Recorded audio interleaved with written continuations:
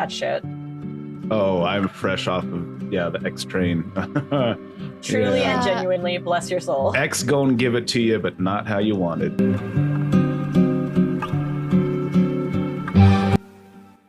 Hello, and welcome to Guilty Pleasures, the show where we dive into pleasure, chubbing the waters of a modern horror film to find out just how guilty we need to feel about loving or hating it.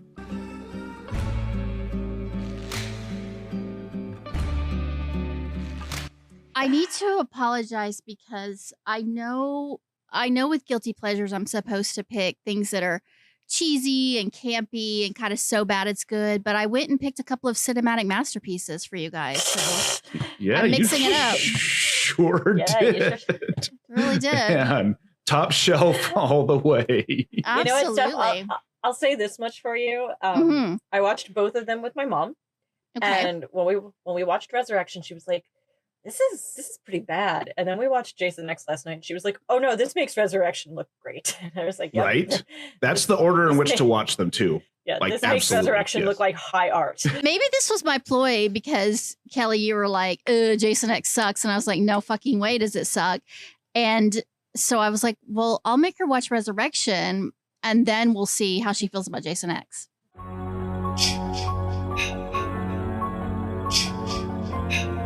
So we have this tradition on the show where we let whoever's birthday month it is pick our Guilty Pleasures film. For October, that's me, Stephanie. And I'm going to get into the spooky spirit by being just a little bit wicked. So that means instead of one guilty pleasure, I am forcing my lovely co-hosts to watch two of them.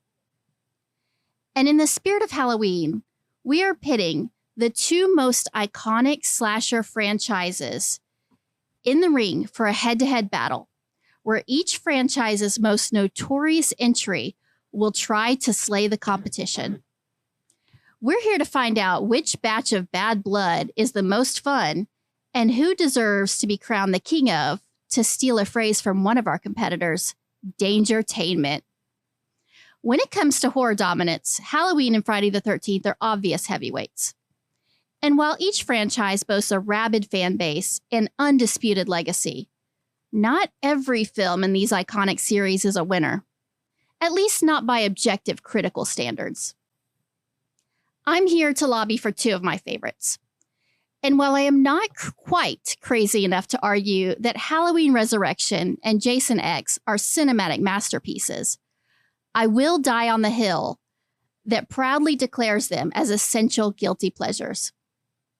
Now, before I try to make my case, I should say that I expect this to be an appropriate bloodbath.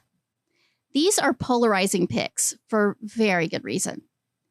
And when we start talking about films that may or may not qualify for so bad it's good status, opinions are going to vary wildly. But of course, that is part of the fun and why we're here. I've got a series of questions I want to ask.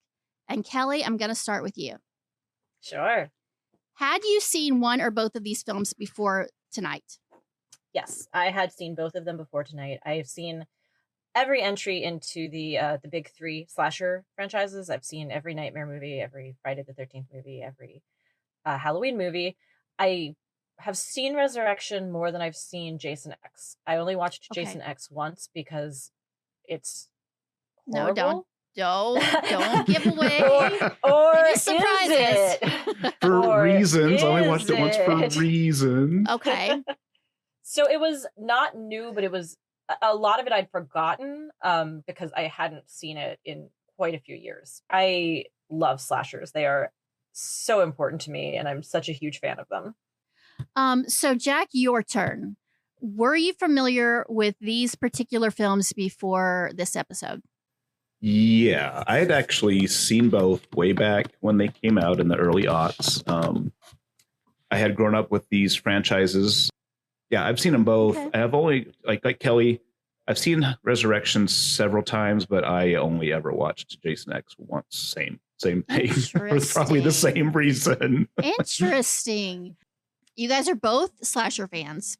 You're both familiar with Halloween and Friday the 13th franchises. You've seen all the films, correct? Did you just have you, Jack? Yeah, I've seen them all. Yeah. Okay. So if you had to pick, Are you more of a Halloween or a Friday the 13th fan? I would say that I consider myself to be something of a Jason Voorhees girl. I have like a lot of Jason stuff.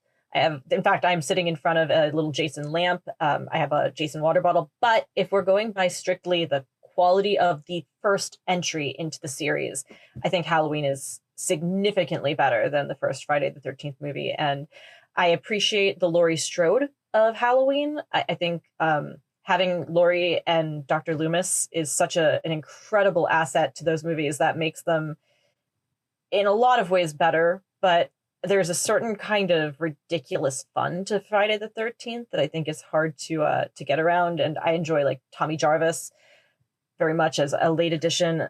So I'm going to go with Friday, even though it's kind of like picking a favorite child. Yeah. I'm going to go Friday, partially because of Creighton Duke and how absolutely bananas that all is as well. Okay. Jack, over to you.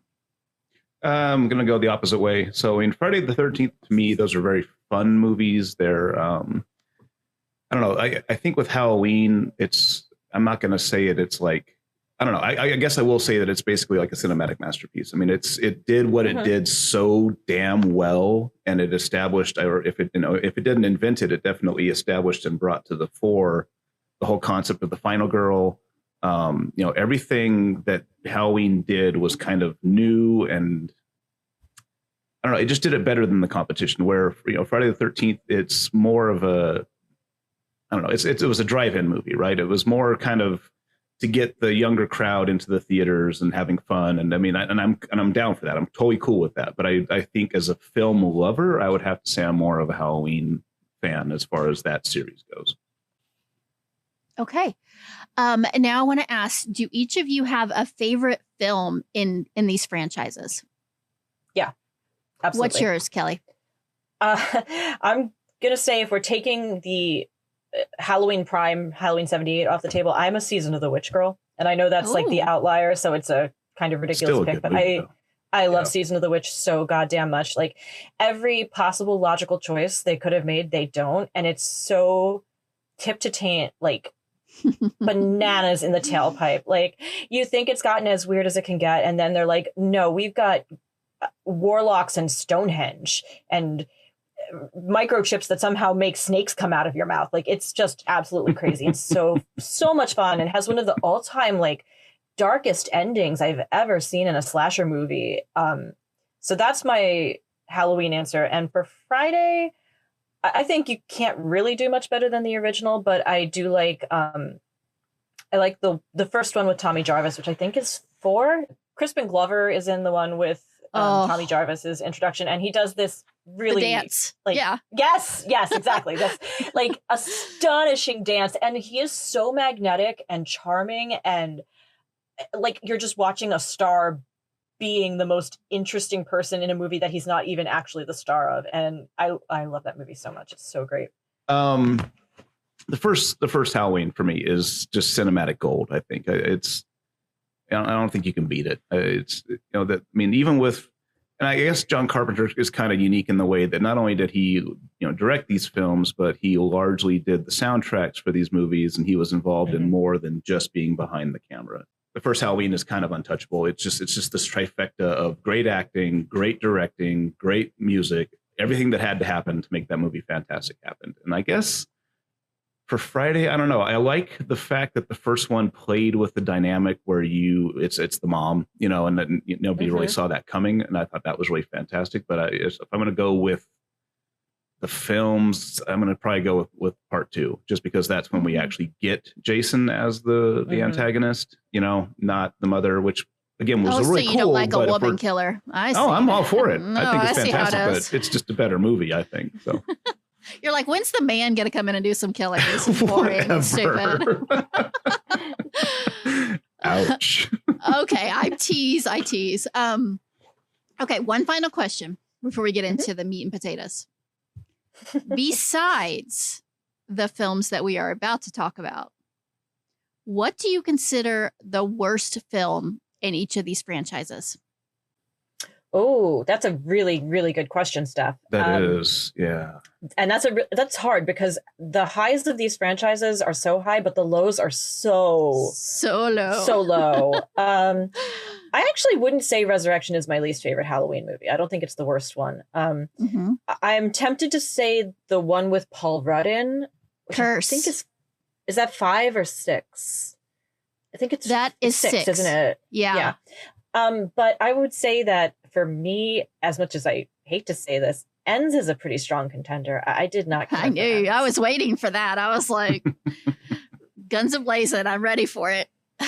Yeah, I'm willing to give Ends maybe a little bit more latitude than 6, just because it was trying something, and I appreciate taking a swing, even if I don't think it worked. Whereas I think 6 was kind of entering that weird Cult of Thorn territory and doing a lot of things that just, for me personally, didn't work. And for Friday, the one with Roy, where it's not Jason, it's Roy, the ambulance driver. Oh, yeah. I can't remember which number that is. It might also be 6, actually. That would be interesting. But that one I do not care for. And Jason Google versus this. Freddy has to be acknowledged as a real turd. No. Oh, my God, Oh, yes. Kelly. Oh, Yes. Jack. No. Okay. Oh, no. God, yes. I, first of all, am not drunk enough to have this fight just yet. Keep drinking. Keep But drinking. you guys better pound that are shit. Come on. banana pancakes, because Take some I can shooters, let's do defend Freddy versus Jason all day and night into next Tuesday. Oh, boy. Ooh, okay, well, so maybe, get ready, because that might be a future guilty pleasure. I see that in our near future, yes. Or a future no notes. I'll have to decide. Oh, my God. You guys, no. See, now I'm befuddled, and I don't know if I can even continue. Tonight they were showing Freddy versus Jason, and I started watching it, and I was like, oh, my God. This one is so next level stupid and terrible. I don't understand who greenlit this. There's a point where the teenage girls are playing like fuck, marry, kill, but they're doing it with like the Three Stooges. I'm like, this is as not you how teenage do. Girls do things. Like, this is. I don't know what Apparently you're I've been playing that game wrong. Honestly, if this is the discourse we're having about Freddy versus Jason, which is a nigh perfect film, I don't know what is going to happen when we get into these two turkeys. Wow. I'll be honest with you. I actually think both of these movies are nominally better than Freddy versus Jason. Yikes! Yes, agreed. Yeah. What am I? Is this real life? Am I here? Am I alive? Is this real life? Is this happening? I'm afraid so. We knew there was going to be an episode where it was going to happen. It was all going to fall apart. All it takes is like, that house of cards is tumbling down. Stephanie's sacred territory, and there you go. Have you guys, very, very much of us at a side here, have you guys seen Martyrs, the original French film? I've seen parts of it. I find it a little hard to stomach, to be honest. Well, it is, intentionally. And I don't think that's a bad thing. I don't necessarily enjoy something that's fully that bleak. Yeah, it's not fun. But it is like masterful. It's extremely well made. Like it's a great movie. It's just not like something I can watch lightly. I can understand. So like I can understand somebody watching that and going like, I can't handle it because it's too intense.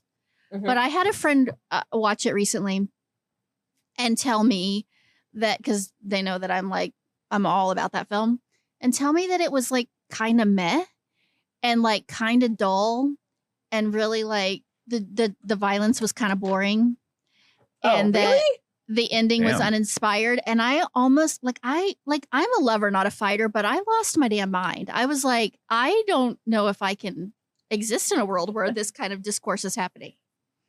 But also, like, who's that fucking like desensitized where they could look at that movie? Because I've not seen it, but I know enough about it to know that like that's not the case with that movie at all.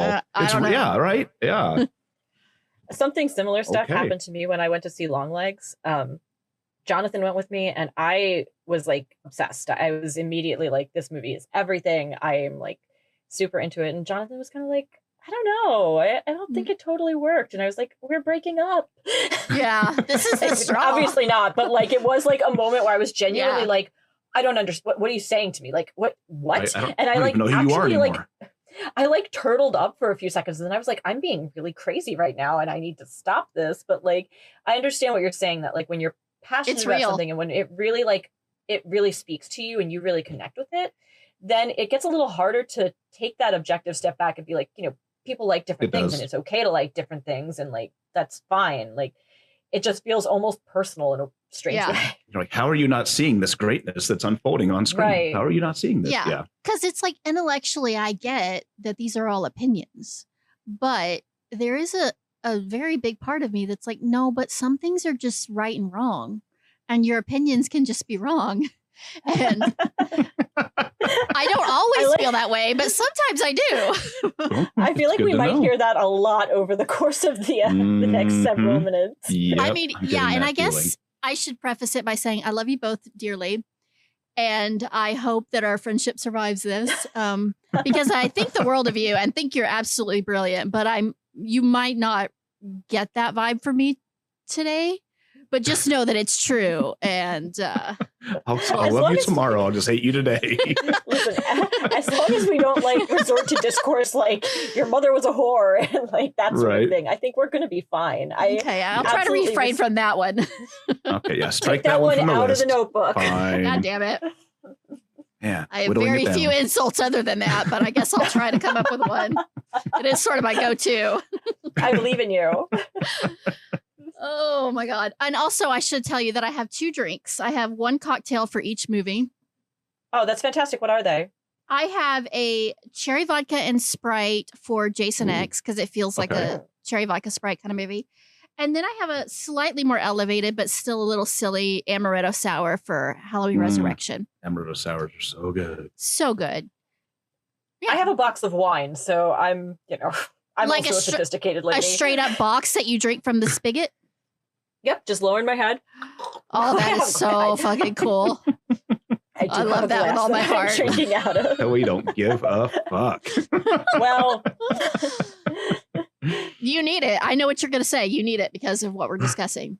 I get it. Actually, I'm going to be honest with you. I watched both Resurrection and Jason X sober, and boy, did I think I wish I hadn't. Some bad life choices, and these are among the worst. Yeah, you befriended me. That's a bad life choice because you get stuck with this shit.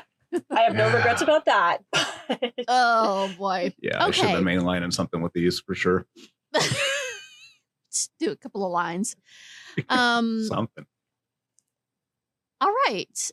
I'm gonna try to do just a little introduction about why the heck I picked these films.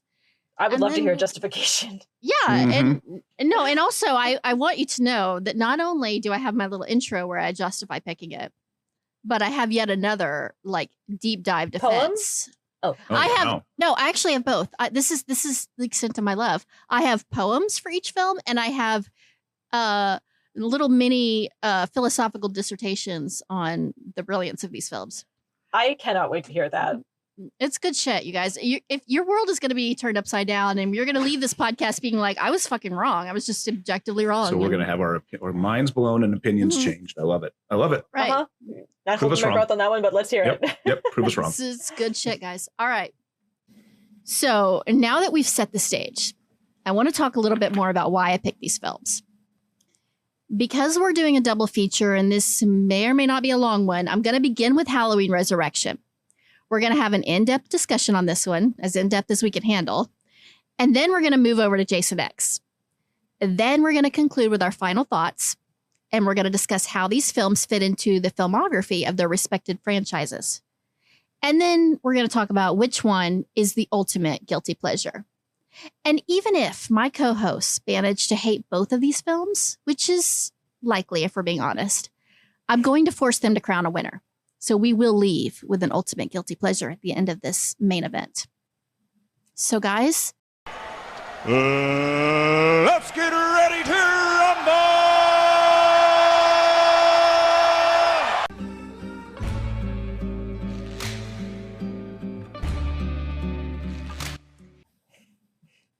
All right. Horror fans and connoisseurs of cinematic cheese, gather round as we dive into the delightfully messy world of Halloween Resurrection. This 8th installment in the Halloween franchise is a perfect storm of early 2000s pop culture, slasher film cliches, and unbridled ridiculousness that somehow coalesces into a genuinely entertaining watch, at least according to me. Now let's start with some context. Resurrection came hot on the heels of the relatively well-received Halloween H2O 20 years later in 1998. This brought back Jamie Lee Curtis as Laurie Strode, and it seemed to give the franchise a fitting conclusion. Oh, but Hollywood, ever eager to capitalize on a recognizable brand, decided to resurrect, pun intended, Michael Myers once again. Now, the film opens with a controversial sequence that manages to undo the ending of H2O, showing Laurie Strode in a psychiatric hospital after apparently killing an innocent man instead of Michael. This polarizing beginning sets the tone for a movie that is not afraid to make bold, if questionable, choices. While it upset many fans, it also signals that this film is going to be a wild ride. Now let's talk about the premise. A group of college students wins a contest to spend Halloween night in Michael Myers' childhood home, which has been rigged with cameras for a live internet broadcast. It's a concept that brilliantly taps into the early 2000s fascination with reality TV and the burgeoning world of online streaming. Is it ridiculous? Absolutely. But it's also undeniably fun and creative, providing a fresh twist on the familiar slasher formula. Enter our unusual star power. No, surprisingly, it is not Jamie Lee. She gets unceremoniously offed early on. Instead, the film banks, again pun intended, on the appeal of none other than Tyra Banks and Busta Rhymes. That's right, you heard me. Busta plays Freddie Harris, the entrepreneur behind the webcast, while Tyra is his production assistant, Nora. Their performances are exactly as over the top as you'd hope, with Busta stealing every scene he's in. His martial arts showdown with Michael Myers, complete with the iconic line, "Trick or treat, motherfucker," is simultaneously the most ridiculous and the most entertaining moment in the entire franchise, I would argue. Now, critics unsurprisingly were not kind to Resurrection. It currently holds an amazing 12% rating on Rotten Tomatoes. However, this is precisely where it's so bad its good credentials shine. Because what Resurrection gets right is its commitment to its own ridiculousness. It doesn't really try to be a serious horror film. Instead, it leans into its campy elements with gusto. The integration of then cutting-edge technology, like the head-mounted cameras, and the reality TV format gives it a unique flavor that sets it apart from other entries in the franchise. There really is nothing else like this film. Now, where it falters, of course, is in its attempts at genuine scares or emotional depth. So whenever it tries to be a real horror film. But even these failures contribute to its charm as a guilty pleasure watch. So grab some popcorn, lower your expectations, and prepare to be danger-tained. As one IMDb user review puts it, it's dumb, it's fun, it's Halloween Resurrection. And really, what more could you ask for? No, I don't think so. Kelly, would you like to be the first to defend this glorious film? I'd like to talk about it. I'm not sure that... What I feel more like could you ask for? Well, Kelly's about to tell you. I'm just a simple country lawyer, but... Okay, so here's what I will say in defense of it. I think it actually has a really, really, really clever premise. I think the idea of the reality show is smart, but I also think just the idea of putting it into a haunted house I'm holding up air quotes, but you can't see because this is an audio medium, that's been rigged to frighten people, and blurring that line between like, okay, this is a fake scare and this is a real scare is very smart. I think that's very clever, and it's something that movies like Haunt and Hellfest would revisit later in really interesting ways. I think that if it had been executed well, it could have been really great. It was not executed well, to be very, very, very clear, but it could have been great, and I thought it was a good premise. For me, the Busta of it all did not work. I felt like, I know, controversial statement, but I felt like the filmmakers saw how much people loved Ladies Love Cool James in H2O, and rightly so, because he's fantastic. And they were just like, oh, we'll take another rapper turned actor and let them kind of go crazy. I cannot handle him doing like kung fu on Michael Myers. That's just a step too far for me. I hated Michael's mask in this. I thought it looked terrible. And I know that's something that only somebody who's watched way too many Halloween movies way too many times would focus on. But no, it's a big one. I take the mask pretty seriously. Like, because Michael as a source of fear hinges a lot on how his mask looks. And it's a bad mask in this one. I'm not going to get too far into it because I want to let Jack say about his kind of overall impressions, but at some point I want to earmark this and say we got to come back and talk about that kiss, because what the fuck was that? I also felt like in general, like Laurie Strode is one of my favorite things about the Halloween franchise. So Same. Dispatching of her so carelessly in the beginning and having her act in ways that I felt were not true to a character who is as intelligent and as much of a survivor as she is felt almost disrespectful, because I very much identify with her character in a lot of ways and feel like she was so significant to me. Like as a teenage girl, like seeing her and seeing this powerful female presence on screen just felt so important to me. And then having this like shitty, unearned killing of her in the beginning just kind of sucked to me. So when you're ready, not now, because I want Jack to talk a bit, but when you're ready, I do have some trivia about that whole opening sequence that is a bit fascinating. I'm so excited to hear it, because if there's some way that they can like legitimately sort of justify the weird kiss and her weird decision making, like I'm ready to give it the benefit of the doubt. I just like watching it cold as a viewer without any kind of, background or any research. It just feels very, very strange and not awesome. And not awesome. And not awesome. That's my diplomatic approach. That's the tagline. I like get it. Okay, Jack. So before we get into the nitty gritty, give us your overall impressions of how much you love this film. I really wish they had not resurrected this particular Halloween. I'll say that it was not my least favorite Halloween movie. I would save those for the Rob Zombie Halloween movies. Oh, shit. Honestly, I'm not a fan of Zombie as a director. I love Zombie as a musician and as a visionary, and I love his horror mentality, but I don't think he should be behind the camera, especially not of a franchise like this. So this isn't my least favorite Halloween movie, but it's definitely knocking on the door to my least favorite Halloween movie. I kind of struggle with this.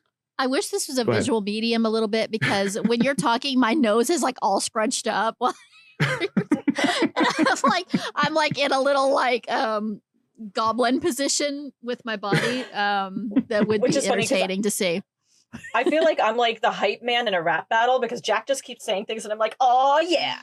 I know, and I'm like, yeah, boy. Yeah, they did Laurie Strode so fucking dirty in this movie, and I have a hard time with that. Like, I get it. I get that it's the 2000s now. It's a new millennium. We're here, right? We've arrived where we're supposed to be. We're changing. So I get that they felt a need to remove the shackles of the past, right? I understand that. You've got these series that kind of just stay and keep chugging along, and so they're like, okay, we gotta shake it up. So sure, I get it. I get that they need to kind of do something drastic to out with the old, in with the new, whatever. But that was a real shitty way to do it.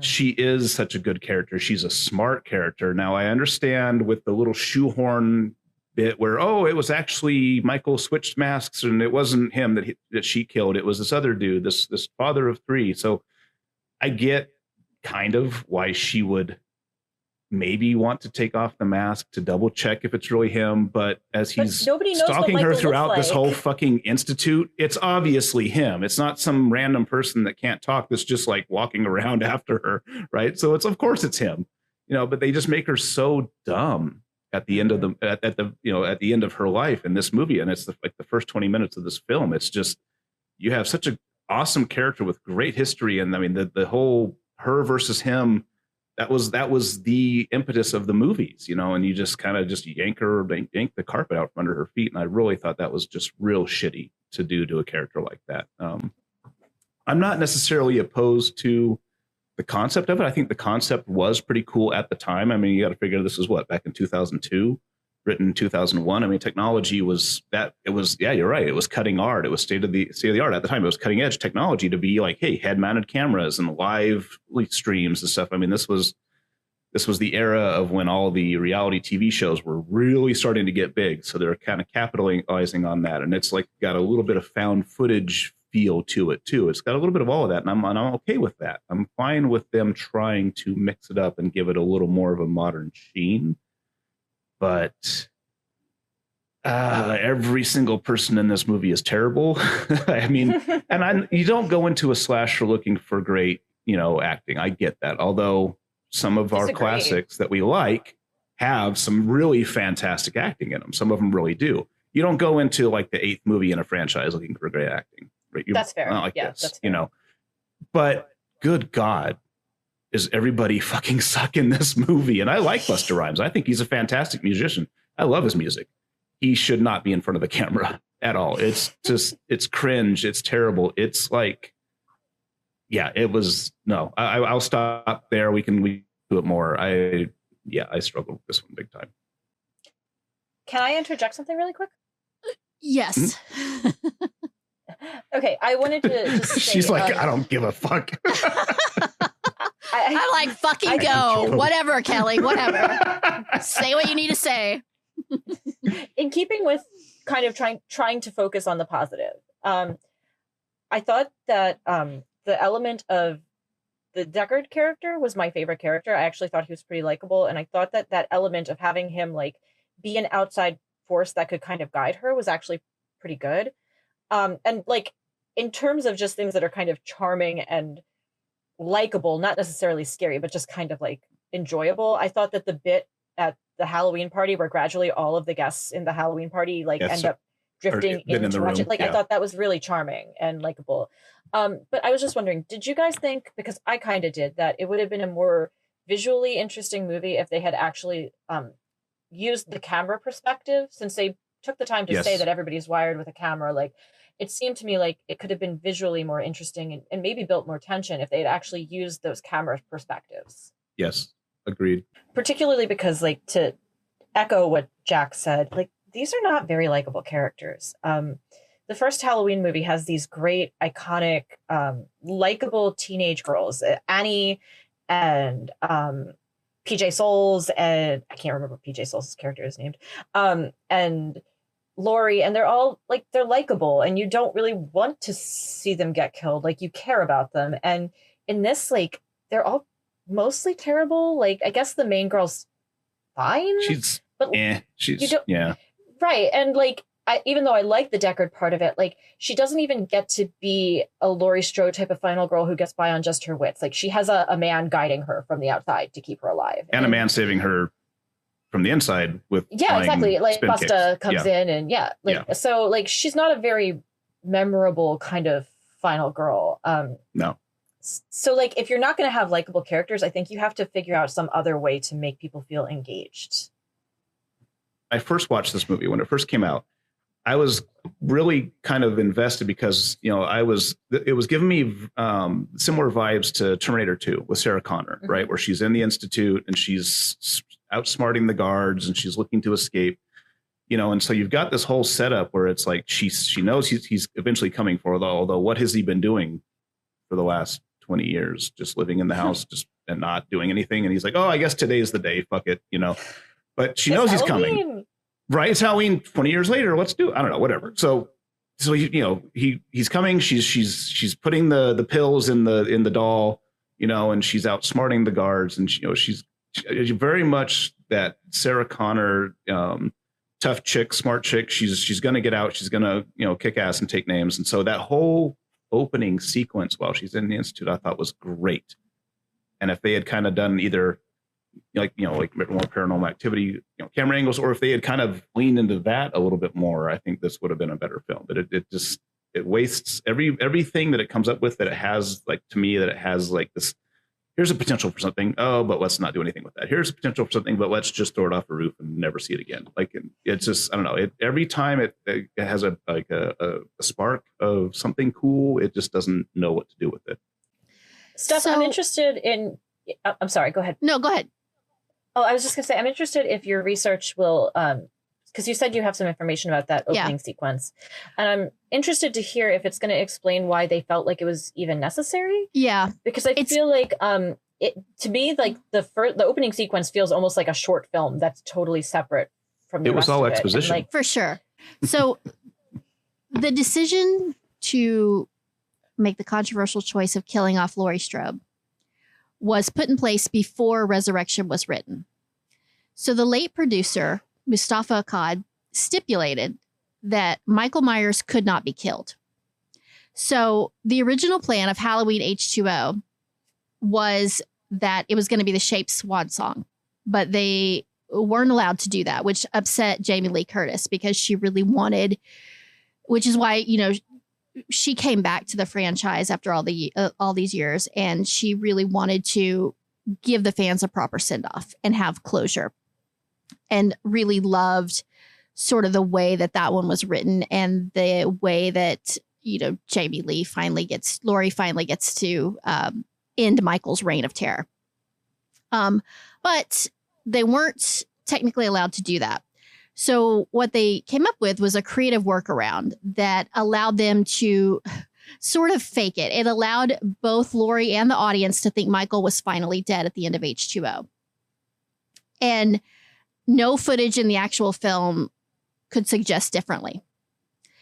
But then in the inevitable sequel, Jamie Lee asked if her character could come back, but she asked specifically to be killed off because she wanted to have that closure for the fans. She wanted their story, her and Michael's story, to be over. That is, of course, until the recent reboot. She wanted it to be over, and they couldn't kill Michael, so she wanted to go out. And the opening is supposed to be sort of an early precursor to what actually happens with the reboot trilogy, in that it is focusing on like her being traumatized and having been through so much shit that she's just sort of broken. So I didn't read it as her being stupid. I read it as her being done. Like she's just like, I'm not going to run anymore. I'm not going to do this anymore. I'm saying goodbye. And to me, the first 15 minutes is the most forgivable part because, sure, there's some dumb stuff happening. I agree with you. But, I think, I love that Michael kind of sees a fellow psycho and he's like, but he's not stupid. And I think that's one of the things that a lot of people forget about. I mean, Michael's not dumb. So he gives this clown, the guy who's like, who knows all about serial killers and he's dressed up as John Wayne Gacy. He gives him the knife. Mm-hmm. So of course they're going to blame him. That would be such a great, that's why it would be great as a short film, I think, because like the ending of him giving him the knife makes you feel like, oh, it's opening the door to like, what does this guy do? And I thought that would come back. Like I thought we'd see that again. So that's the only part I really kind of struggle with. I really did enjoy the first 20 minutes until she made the decision to look under the mask, because of course he's going to grab you. It feels to me like I'm willing to accept the idea that like at this point Laurie is broken and doesn't care about surviving for herself.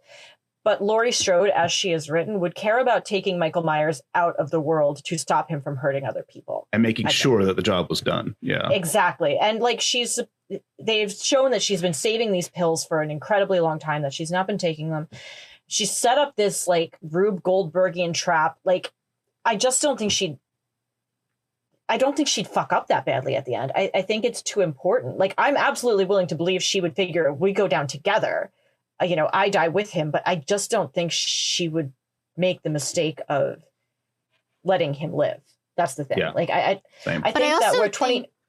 Okay, go ahead. Oh, no, all I was going to say is I appreciate your comparison to 2018, but I think that what 2018 does better is that it makes her capable. It makes her a bit more of it makes her a little bit more the girl we saw find a knitting needle and hide in the closet so that she could stab him in the eye and like survive.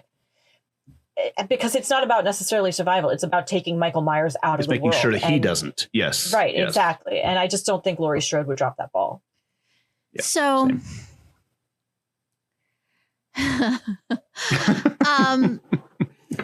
listen, I am one of the few fans of the new trilogy. I love I love the 2018, new to be trilogy. clear. I think the 2018 one is brilliant. But I don't think so. That is a version of Laurie Strode where she is just like now I'm like a vigilante superhero badass who's gonna take Michael out. But I don't know that that's who Laurie was at this version. I mean, here's the thing. Halloween has about 100 different timelines. Mm-hmm. And so it's like the one franchise that there is no real canon because it keeps getting fucked with practically every time there's a new film or a new like direction every few films. So I think honestly, it is way more realistic to imagine somebody who has been through what Laurie has been through. And after the events of the last film and after she killed an innocent man and realizing, I think that like, I'm never going to win. Like this monster is never going to die and he's never going to stop coming for me. And maybe if I'm not here, he'll fucking stop because his whole reason for being and for slicing through Haddonfield is to get to me. So if I'm out of the picture, then it kind of takes him out of the picture, whether he's dead or alive, because he seems to be unkillable, right? She knows this. She's not dumb. She knows this, but she's also not like, oh my God, I'm going to be a fucking badass and I'm going to do all this shit. Like she's just like a broken, traumatized woman who has been to hell and back again so many times, more times than we can count. And she's like, I don't want to be here anymore. And I also don't want to give him a reason to be here anymore either. So this is how I'm going to go out. And it's like, I respect your opinions, but I don't find it at all like, oh, stupid girl, or why are you so selfish? Why wouldn't you do this? I think it's pretty realistic that trauma would make you as realistic. I know you're laughing at realistic, but it's way more realistic. I just coughed. I just had a cough. I thought you were doing a thing. That's No, what I thought, too. actually genuinely had a cough. She just threw open her mouth a little bit. That's okay. I mean, I could have, but I just genuinely had a Yeah. I'm sorry. No, I mean, I don't know. I found it well done. Like I get people being pissed about Laurie dying and the way she died and the sort of unceremonious sign off, like even understanding why they did what they did. Like it sucked. I remember watching it in real time and being like, what the actual fuck is happening here? And it pissed a lot of people off, rightfully so. And I get people saying it's totally disconnected. It absolutely is. It's two different films. 100%. You can't argue anything else. Like it's tacked on to the beginning. So all that shit, like I'm not an idiot. Like I know where this film has flaws, but I think that storyline, besides the fact that it feels tacked on and that it sucks that Laurie died, like makes, I think that the reason most people are upset about the film is because it like, they kind of want the beginning of that film. Like they want what that film was. And that's never what this film was supposed to be. It was really just wrapping up the last film.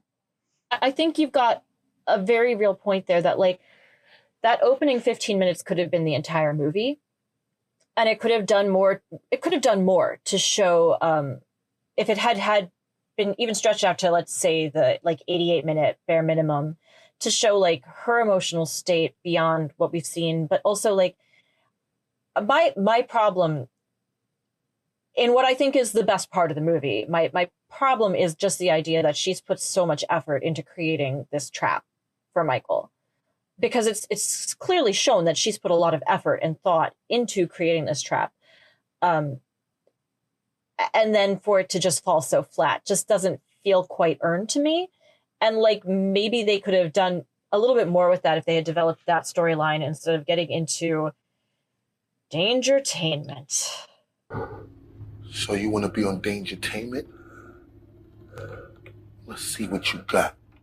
Like on paper, the whole concept of, hey, let's invite some randos over to this house where things happened and have them think good. They're there like, for one thing. It's a genius setup. Yeah. Like that is so smart. And if they had stuck that landing, then this would have been a far better movie because I've seen, I've read books that have this kind of similar concept where you get these. Well, hell, even what was it the Haunting on Hill House or whatever? No, I can't remember which one. The Haunting they on had all the Hill. people. Thank you. They had all the people come over and like they're all here for this thing. Kind of both. I love Shirley Jackson the book concept. is- Yeah. Mm-hmm. But I love the concept, it's and a that concept great was idea. great. And I wish they had kind of leaned into that a little harder, And even I'm even fine with the fact that they've kind of rigged the house to really have all these fake terrors in there to wring real emotion out of their subjects or what whatever their suckers or whatever it is that we're going to call these folks that sign up. I think that's great, because you've got a mix of people are showing up thinking that it's one thing. And we as an audience are thinking that it's one thing, and then it turns out to be something else entirely. I think that's great. It's just, I think because one of the smart moves that the movie makes is having them all discover relatively early on that like Busta is dressing up as Michael and coming in, and like having them, having the participants realize early on that like they're being fucked with is pretty smart because then it makes it so that they're not on guard when the actual Michael comes in because they feel like, oh, it's all just like a part of the theater. It's all part of the bread and circus. And like, I think that's actually like legitimately smart in the same way that like Haunt or Hellfest is, in that it's like, oh, you're expecting these things that are theatrical. So when the real horror starts, your guard's not up. I think that's clever. It's a good idea. I just wish they'd have executed it better. Let me ask both of you a question, a sincere question. Okay. She said it slowly, so it must be very important. A sincere. So when I'm like, come closer, question. kids. I know, like, okay, let's throw out the question about whether or not this is a good movie. I think we all know going in, it's not a classically good film. But did you, at any point or at several points, laugh out loud? Or did everything fall flat for you? I think I laughed out loud at things that were not intended to be funny. Sometimes that's the best kind of humor. True. But no, nothing was funny. Like you weren't like mildly amused, or it wasn't like cheesy in the right kind of way for you at any point. I mean, for me, there were a couple of things that were actually, I wish I'd have written them down. You had 6 pages of notes, you said. I know, and most of them were about things I hate. Great. Fun times. I mean, I can tell you just like a random sampling. I wrote down just lines that I was like, what the fuck does that even mean? Saying a camera is phallic. Like, no, it's not. No. Saying screwing a music major would be tantamount to lesbianism. What does that mean? Yeah. Kind of love that line. Am I crazy? I love that line. What does that even mean? I thought they were trying real hard. I thought that like it was ridiculous that every time somebody recorded Michael like killing somebody, somehow Tyra and Busta were both looking away from the screen. Looking away. Yeah. Well, they're not good at their jobs. Yeah. No. But I really did like the whole part about Deckard. And I think there might have been parts in that made me laugh that were like intentionally funny, but I can't quite remember. I got nothing. It's I'm sorry. I got nothing. I don't know. Okay, so not funny at all when Busta is dressed up as Michael and then he encounters Michael and he's like starts berating Michael. And I hated that. No, because Michael would just fucking stab him in the face. Michael and not that's just where kill like him? you defang Michael by having him like maybe Busta was the big draw. Okay, so he's got to have his moments. He's got to have his lines. He's got to say motherfucker just as often as Sam L. Jackson does. Like, I get it. I get it. But why the fuck would Michael Myers in his own house be putting up with anybody's shit in his living room? When somebody's like dressed up as him saying, get the fuck out of here and go do your job, he'd just be like, stab. He like, what? And then he turns around and he listens to him and he leaves. And it's like, what the fuck is going on here? To me, it would have been funnier, honestly, to have had Busta go off on his whole speech and then to just have Michael stab him. Thank you. Yes. No, like, that would have been funny. That's not funny. Look. I think that's funny. No, that's what you expect. Like with Sam Jackson in the shark movie where he's going on his whole little, we're going to survive and the shark comes out. Sea, and then the shark comes out and bites him. Love that. That would have been crazy. Yes, that would have been fantastic. I was waiting for that to happen, and then he turns around and leaves. It's like, what? Is it Why is he just possible? listening to him? Is it possible? I'm going to proffer a theory here. Is it possible that Michael was just danger-tained by Busta? Wah, wah, wah. I'm sorry, Steph. What you just said was funnier than anything that happened in that movie. Thank you. It's only because I just watched the film that I am like on my humor game because it's fucking hilarious. Oh, no. I did not. That was, oh my God. I genuinely think the way that I read it. Don't you make your noises before I even say anything. Too late. Sorry. I think that Michael, first of all, I think no one's ever like stepped up to him and he's just like, the fuck is this guy doing? And I think it's like kind of funny to him. Like, I think he's like, this dude is, I'll get him at some point, but right now, like, I'm just going to let him do his thing. I think there's like there's like a respect there, I think. Oh, stop. Respect? No, it's true story. Ew. From Michael? Like, that makes, I mean, No. maybe if you just watched that one movie, but like, that makes it seem like, oh, if Laurie had just told him off, it all would have been fine. And I Right? do Go not back care to your for that room, reading. Michael. He'd have been like, oh, all right. Okay. I actually think that kind of a reading would work better with like a Jason Voorhees character who, like, they say, like, if you talk to him like his mother, sometimes he kind of backs down a little Sure. bit. But, like, Yeah. you don't have that background with Michael. There's no basis for that. And like, if the idea Right, so is, it's like, it's new for him. So he's like, what's happening right now? 8 movies in, we're introducing that idea. Well, Really? I loved it. So he's intimidated by Busta Rhymes. No, I don't think he's intimidated. I think he's just like this silly little man. This is funny, and he like walks off and to kill other people. No, this again, it's so He's got out of character time. for this character. It's no. Yeah, he would've doesn't just think cut his about head off. that. He just You don't kills. know. He's- You don't know what he thinks about. He's like an animal. After You 8 don't know what's in movies, his you head. kind of know what to expect. You from should Michael know Myers, what to expect from Michael. Yeah. right? And Can we talk- again, I'm fine if they want to mix it up a little bit, change it up. Sure, change it up a little bit. But that scene, like, no, why would he do that? I think that 8 movies in, it's fine Oh. to like mix up the format, but I think that mixing up the characterization is a mistake. Thank you.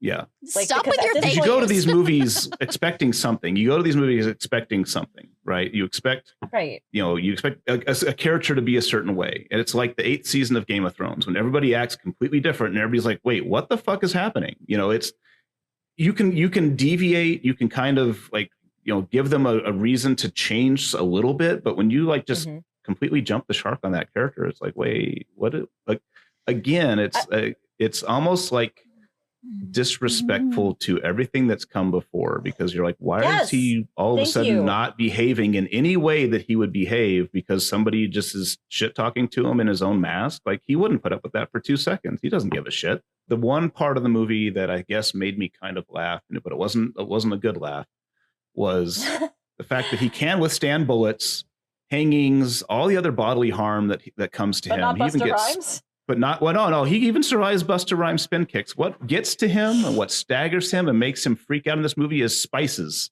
out of this fucking spice rack. The cook throws spices in his face and he's like staggering and throwing his arms around like he just got punched by Mike Tyson. Nothing else gets to him. Bullets don't fucking touch him, but come some spices, some cumin and some fucking like garlic powder out of the damn spice rack makes him like overreact and almost fall down. I thought that was fucking priceless, but not in a good way. Again, I did think there were things I liked, and I do want to give them the credit that they are due. I thought that the Deckard bit was good. I loved the Halloween party moving into the study to watch along. I thought that was charming and likable, and also, like, honestly, a ridiculous word to use in the context of this movie, but it was kind of realistic. Like, I think at a Halloween party, like, if people were like, oh, this thing is on, like, they would be drawn into it. I'll tell you that's something I wrote as a positive, number 17 on my list. I guess in this movie, it's sort of a blessing that the white kid dressed as Sam Jackson in Pulp Fiction isn't wearing blackface. Wearing blackface, yes. Yeah. Yeah. So there's that. I mean, I did think like when he said, "Do you think anybody will know we're from Pulp Fiction?" Like, yes, everybody would know you're from Pulp Fiction, given especially back then when it was still relatively. Yeah, it was like the hottest thing. But yeah, I love early aught movies, notions of what the internet looks like. It's always so fun to me. I really enjoyed that. I did think there was a very strange part where trick-or-treaters are carrying a lit pumpkin and they just leave it outside of Michael's house, and I didn't understand that. I wasn't sure what ode to the it's an offering. Previous movies. Yeah, I'm okay with that. The trick-or-treaters, cool. They were little. I didn't mind it. I just thought it was strange. Like it was like, strange. Yeah. It wasn't intended as like a dig against the movie. It was just like, did I miss something that explained why this is happening? I thought that it was kind of funny when Tyra Banks made that needlessly elaborate coffee drink just so that she could not see the guy getting murdered. Like I thought that was legitimately kind of funny, and I thought maybe that was intentional. Like maybe they meant for that to be kind of funny, that like it's going on so long, and like Tyra Banks is, you know, I don't believe that Tyra Banks I don't believe she's ate whipped cream once in her life. No, like that's just never happened. So like as the drink gets more and more elaborate, I was like, okay, maybe this is kind of like a joke, and I think this is kind of funny, and I can get on board with that. The name Dangertainment made me laugh. It's good shit. It's genius. And it should exist in the real world, I think. Honestly, Steph, it might. I didn't do any marketing kind of like research. Yeah. I have a note that says, did Busta electrocute him in the dick? Which I guess was close to the end when did he electrocute Michael Myers? I was watching it on the laptop while I was making food, so I have no idea. I don't think you see. He is definitely on the ground. He's low, right? And Michael is towering above him, and he has to reach up his hand. So I think wherever he makes connection is where he makes a connection. Clamp it where it's hanging. Yeah. Fair enough. Clamp it where it's hanging. You see? I thought Katie Sackhoff was really good. I like her as she was a really good bitch character, and I thought that was fantastic. Is she the blonde? She's the blonde, and I love Katie Sackhoff because she's Battlestar Galactica. I actually thought she was the closest to a likable character besides Stacker. Yeah, I liked her character. I thought she was cool. She was a little iffy. I mean, she's obviously like looking for fame. She's fame hungry, but I thought she was cool. No, she was cool. I liked her. I felt like she was just a girl who was like taking an opportunity. Yeah, I didn't like her that much either. I wish that Katie Sackhoff had been the final girl, because the final girl was just so mad. You guys know in slashers, it's never like the fun. No, I know. Cool one is never the final girl. It's always the lame girl. No, but usually, at least with like Friday and even to some extent with like Nightmare, there's the sense that like even if it's not the fun girl, it's a girl who has some sort of a connection. And they do that with earlier, like, with Jamie, when Halloween switches over to Jamie, there's still that sense of like, okay, you've got a connection to Michael or the slasher in some way. And for her to not have anything, but just to have a scream that apparently Busta thought was good, and that I just kept thinking of Blowout, the Brian De Palma movie, because I was like, this is actually a pretty bad scream. I'm having trouble taking it seriously as a scream. It's just like, ah, which is not to that's me like gonna be fun to edit. Yep. I am so sorry. Please. Why did she just show up at Busta Rhymes' house? Like how? Like they just. And how does she know his address? So they just meet on the set of this thing, and he's like, "I like your scream," and he like almost comes in his pants, and then later she just shows up at his house and's like, "I'm going to drop out." It's like, how the fuck does she know where he lives? I mean, you can get into the like complicated nature of the Busta of it all day, because like I think the interesting thing to do would have been to keep him being sort of an opportunistic, craving capitalist, and instead having him like give this speech at the end about like the press being like predatory and things like that. I was like, this is not earned, bro. You do not have the higher moral. No, that was that should not have been in the movie. I get what they were trying to do, but that was kind of really awful. The delivery was awful. It was really cringe, and it's like, okay, why is this here? Okay, we're gonna show that he's had a 180, and now he thinks it's terrible because he got some fuckers killed, like, and now all of a sudden he's like this philanthropist. Media is bad. Like, where is this coming from? Like, yeah. Oh, Yeah. but Steph, you asked about things that made us laugh, whether intentionally or unintentionally. And for me, there was one at the end where the final girl, whose name I can't even remember because she was so forgettable, says she wants to see Michael, which doesn't make any sense because she doesn't know what Michael looks like. Nobody knows what Michael looks like. But anyway, the paramedic or whatever says at first, like, no, we can't really let you do that. And she was like, come on. And he was like, oh, okay, I guess Okay. so. I was like, wow. So all you need to do is be like, but I really want to. And they'll be like, okay, fine, sure, whatever. And that did actually. Well, since make you me laugh. really I don't want know to, if it was I intentional or suppose. not, but like Yeah. it was, to me, that was pretty funny. Like, just like, oh, okay, I've changed my mind because you asked twice. Well, in fairness, he says to her, I don't think you want to see it. It's pretty fucked up. And she's like, I need to see it. And he's like, okay. And it wasn't like, it's illegal. I'm not allowed to show you. You know, that's against. It was just like, are you sure you want to do this? And she's like, uh-huh. And then he shows her. But then at the end in the morgue, it So wasn't even that stupid. fucked up. Like, it wasn't even that bad. No. And Yeah, also, I don't again, know. nobody knows what Michael Myers looks like. That's like Right. canonical to the series. I But think she just needs closure. okay. You guys act like you've never been in this situation before. Like, it's weird that you don't get it.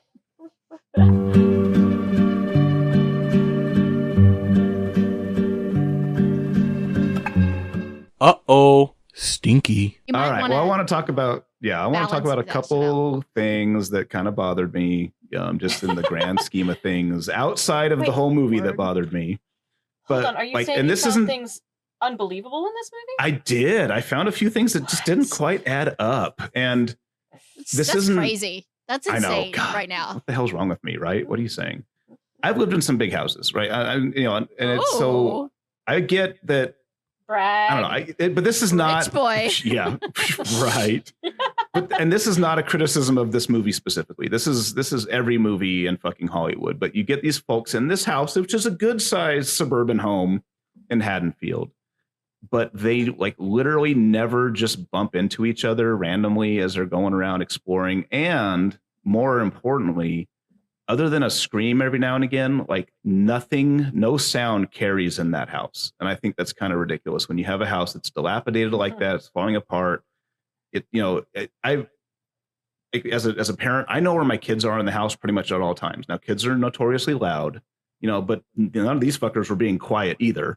And yet nobody ever knows where anybody is. If when they're downstairs in the basement and they're going to have sex and all the fake dead bodies fall on them. I mean, that's like a good chunk of the house is just falling apart and nobody hears it. Nobody else in the fucking house hears it. Sound doesn't work that way. And it bothers me that movies do this, that sound never carries and people never have a conversation until the plot requires it or until the camera's on them. And I really struggle with the fact that they're in this house. It's dark. It's quiet. They've got cameras. They're all like being hyper extras of themselves, and nobody fucking hears anything unless it's a scream. And that just bugged the shit out of me throughout the entire film. Then one of the things, the only kill in this movie that made me that I liked was also the only kill that made no sense, because when they chop off Jen's head, Katie Sackhoff's head, when he chops her head off, the camera is still going. The camera is showing her POV as her decapitated head is rolling on That's the ground real. and coming to a stop.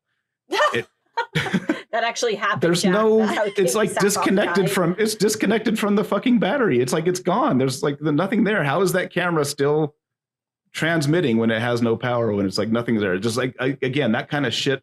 I get what they were trying to do with the POV view. It's like, okay, that's kind of cool, but it doesn't, like, it's not plugged in anymore. It's all chopped up, whatever. It's just dumb. But the big thing, and I hate that movies do this, I really hate the movies do this, is chainsaws are really difficult to start up. Like, I have Right? a chainsaw. They're not easy to get started. They are not And they're easy heavy. to start, especially if you've never started one before. And I love the fact that she just finds one that's been sitting around for like 20 years and she just fires it right the fuck up. Like it's just been, like it's been maintained this whole time. And then she's like, and this is for Jen. And this is like, who the fuck does that when you're fighting for your life? You're not Love like it. giving off a list of all the people that you're going to avenge as you're like trying not to die. So just that whole chainsaw scene, I struggle with it because, again, movies where they show it, they build tension because they're trying to start it. And the guy's getting closer. That's actually pretty fucking accurate. They're a bitch to start and they take a while to start. And she's just like, okay, let's go. Like, no, doesn't work that way. Okay, I feel like Steph has a fiery rebuttal, a fiery defense of this movie, and I really, really want to hear it, especially if it's in blank verse. So much. All right, so before we get to that, I do need to tell you one thing. So there was an interview with John Carpenter, and they were asking him the legend. They were asking him about all the different Halloween films and how he felt about it, how he felt about the direction that certain things took. And they asked him about this film. And the way that they teed it up, they said, the one in that house with all the cameras. And his response was thus: "Oh my God. Oh Lord God." And I think none of us are going to sum it up better than that. But what I love about John Carpenter so goddamn much is that, like, he's this great filmmaker who's also made some truly garbage films, to be clear, like some really bad movies. But he's also super honest in that he's like, if you leave a dump truck of money outside of my house, sure, do what the fuck you want. I don't give a fuck. Just whatever. Go nuts. Just give me a pile of money and do what you want. I don't care. And I genuinely kind of love that about him. Like, yeah, he just wants to smoke weed and play video games and make weird songs on the synthesizer. Yeah. Yep. So, like, let John Carpenter be John Carpenter. We need him in the world, I think. Testify. All right. Before we move on to our next adventure that I'm scared to embark on. Oh boy. I have a couple of things. And we're going to start with the little bit more serious one, and then I'm going to little fun ending. I'm assuming, before I make an assumption and make an ass out of you and me, do you guys have final thoughts that you want to give on this, or do you feel like we have beaten a dead horse and we are ready to move on? We resurrected this horse and beat it down again, so I'm ready to move on. I think we pretty much covered all of our thoughts.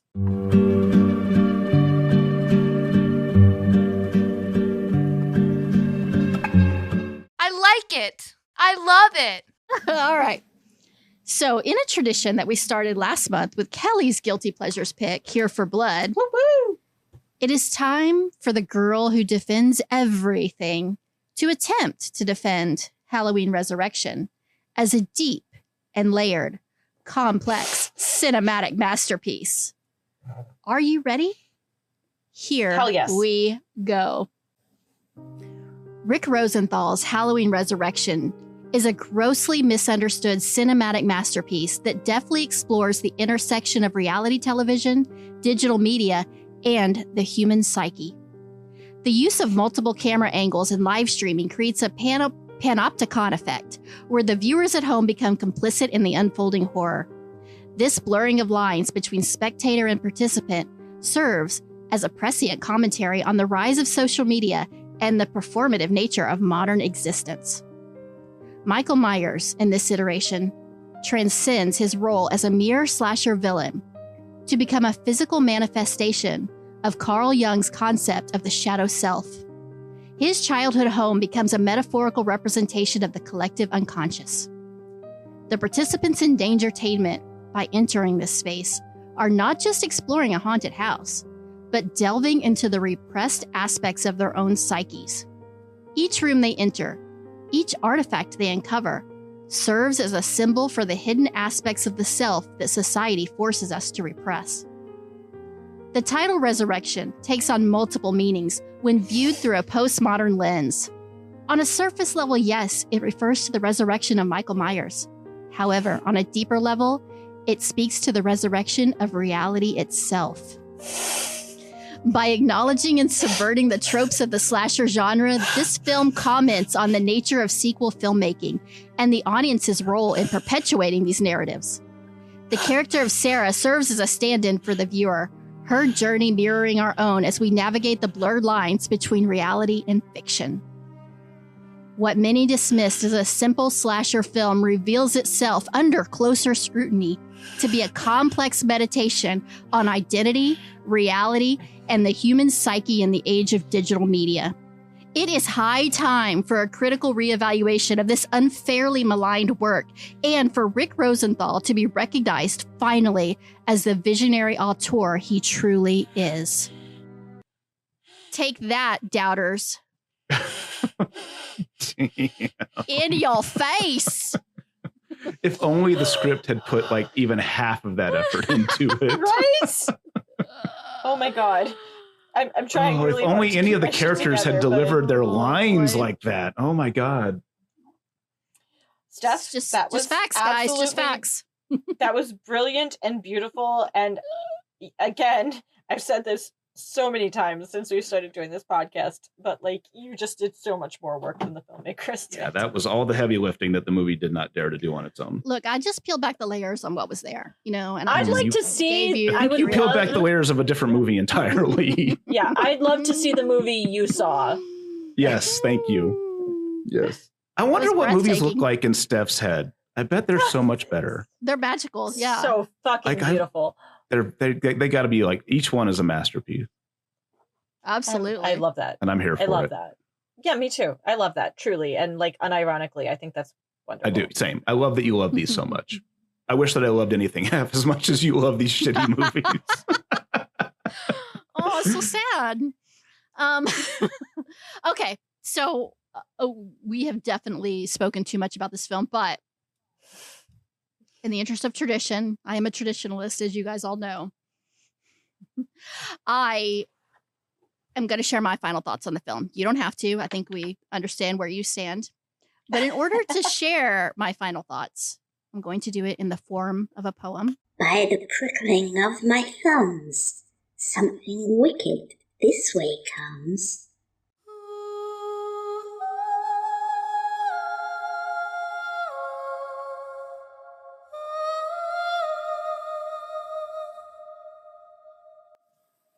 Oh, Muse, sing of the most maligned sequel, where Michael Myers meets the digital age. Though critics may scoff and cinephiles may bellow, we celebrate this film on horror's grand stage. In Haddonfield's halls where shadows once crept, now webcams and techies hold sway o'er the night. The shape stalks again, though his menace has slept. In a house rigged for views, what a glorious sight. Behold Busta Rhymes, our unlikely hero, with kung fu and one-liners sharp as a knife. His Freddy faces Michael, fear factor 0. Trick or treat, motherfucker, it gives me life. And Tyra, dear Tyra of top model fame, what's a doomed femme fatale to do? Your role was small, but we'll applaud just the same. No matter what, we were rooting for you! The plot, oh the plot, how it twists and it turns, a web streaming nightmare of dubious taste. Yet in its absurdity, a strange logic burns. A Y2K relic, time just can't erase. See Michael stumble through scenes of pure camp, his movements less menace, more bumbling brute. But isn't there charm in this slasher scamp? It's an underdog for which I gleefully root. So let no one shame you for loving this flick. Its charms are unique, its pleasures sincere. In the realm of bad sequels, it's my chosen pick. A Halloween treat I'll watch year after year. All hail Resurrection, may its legend live on, in late-night viewings and cult status lore. Though sense it may lack, and good taste it may con, it's a bad film I can't help but thoroughly adore. Critics may pan it, their stars may be few, but we true believers know better than they. For in badness transcendent a joy shines through, a guilty pleasure to brighten our day.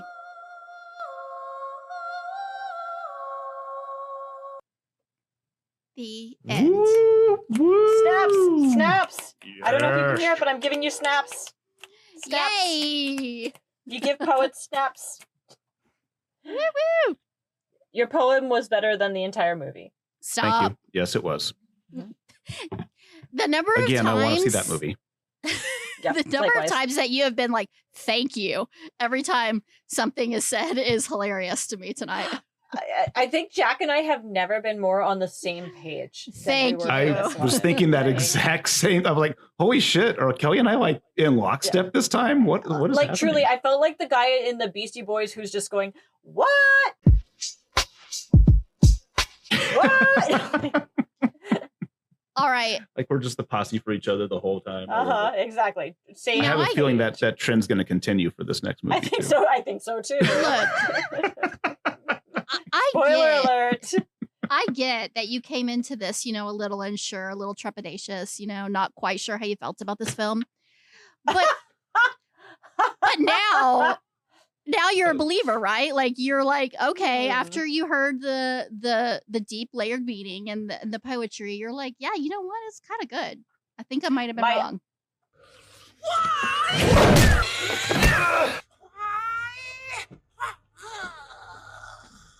No, my unironic answer to that is that I genuinely and sincerely love your love for this movie. I think that's wonderful. And I'm so glad that anybody could connect with this absolute piece of shit that way. But for me, I'm going to continue putting this into the realm of Halloween movies I do not bother to rewatch for the most part. So same.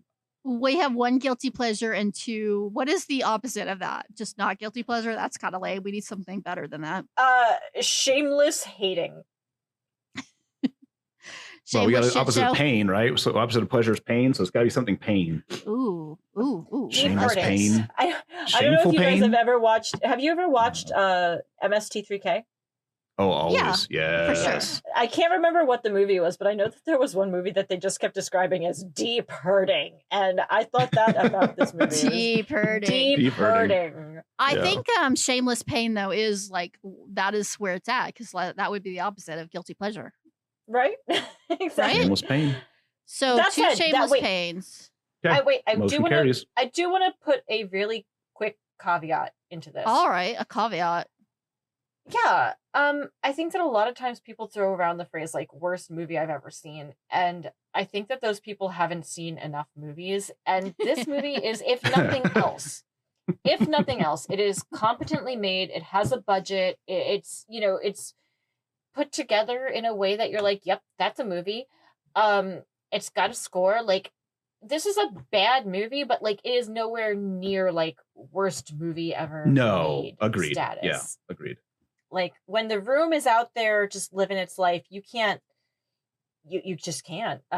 It doesn't even remotely, or for that matter, when Grand Isle exists, like this movie is not even close to that bad. Like it's not good, but like it at least feels like it's a movie, and I'll give it that much. Especially when we bump it up against our next movie that we're talking about. Oh Lord. It gets a whole lot better if you watch the other movie. I genuinely love that your summation and your God bless you, like, attempt to be sweet defense of this film is you're like, but you know what? It's a movie. And I think that's really profound. And I meant it. You meant it with all your heart. It was a very sincere appraisal. It's intermission time, folks. So hurry, hurry, hurry. Step right over to our refreshment center for the most extravagant array of refreshment goodies ever assembled under one roof.